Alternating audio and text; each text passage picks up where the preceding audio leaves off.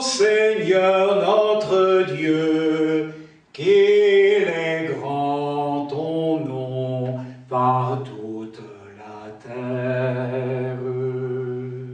L'Église est appelée catholique ou universelle parce qu'elle existe dans le monde entier, d'une extrémité à l'autre de la terre, et parce qu'elle enseigne de façon universelle et sans défaillance toutes les doctrines que les hommes ont besoin de connaître, sur les réalités visibles et invisibles, célestes et terrestres. En outre, elle est appelée catholique parce qu'elle soumet à la vraie religion tout le genre humain, chefs et sujets, savants et ignorants, parce qu'elle soigne et guérit universellement toute espèce de péché commis par l'âme et par le corps.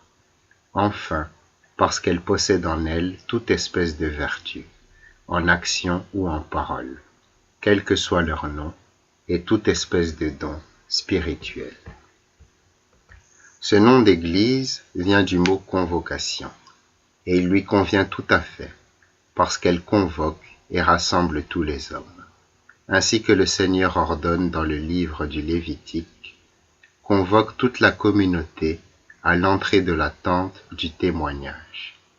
Il est à noter que ce mot convoquer, ecclésiason en grec, est employé ici pour la première fois dans l'Écriture, lorsque le Seigneur établit Aaron dans la charge de grand prêtre. Et dans le livre du Deutéronome, Dieu dit à Moïse, « Convoque devant moi le peuple, et qu'ils entendent mes paroles, pour apprendre à me craindre. » Il fait encore mention de ce nom d'église, quand il dit au sujet des tables de la loi, « Sur elles étaient écrites toutes les paroles que le Seigneur vous a dites sur la montagne, au jour de l'Ecclésia, ou de la convocation, ce qui revient à dire, plus explicitement, au jour où vous vous êtes réunis sur la convocation du Seigneur. » Le psalmiste dit aussi, « Je te rendrai grâce dans la grande assemblée, dans un peuple nombreux, je te louerai. » Le psalmiste, d'ailleurs, avait chanté jadis, dans l'assemblée, bénissez le Seigneur, à partir des sources d'Israël. Mais dans la suite, le Sauveur institua, à partir des nations païennes, une seconde assemblée. Notre Sainte Église, celle des chrétiens, celle dont il a dit à Pierre, « Pierre, tu es Pierre, et sur cette pierre, je bâtirai mon Église, et la puissance de la mort ne l'emportera pas sur elle. » Lorsque la seule Église qui était en Judée a été rejetée, les Églises du Christ se sont multipliées par toute la terre.